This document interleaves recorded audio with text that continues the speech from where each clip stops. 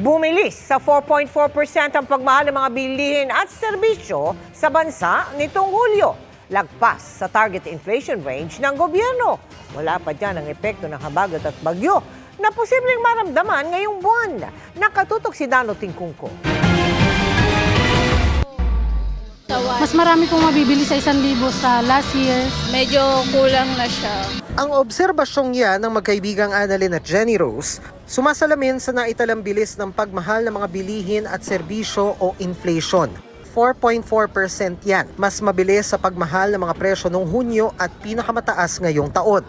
Pero mas mabagal sa pagmahal ng bilihin noong July 2023. Lagpas yan sa target na hangganan ng inflation ng gobyerno. Pero pasok pa kung kukwentahin ang average simula Enero. Napalaki ba ang gastos nyo sa bahay, bill sa tubig, bill sa kuryente, pati gas at ibang langis? Pinakamalaki ang ambag niyan sa inflation nitong Hulyo. Sunod na ginagastosan ang pagkain na nagmahal ng 4% at dahil pagkain ang pinakabulto ng gastos ng mahihirap, mas dama nila yan. In particular, yung bigas.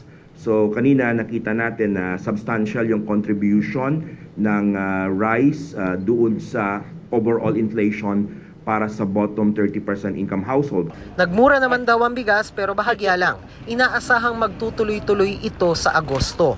Wala raw masyadong epekto ang murang bigas sa Kadiwa Store dahil wala naman sa ibang tindahan. Mayroon siyang reduction ng mga 0.2% month on month, no?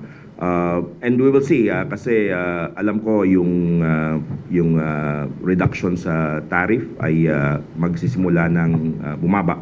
Pero ngayong buwan din, posibleng maramdaman ang epekto ng bagyo't habagat na nangyari sa mga huling linggo ng Hulyo.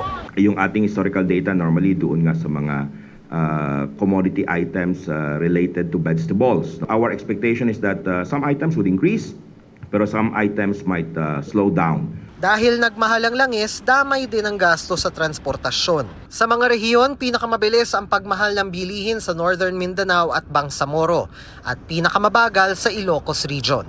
Para sa GMA Integrated News, Dano Tingkungko, nakatutok 24 oras.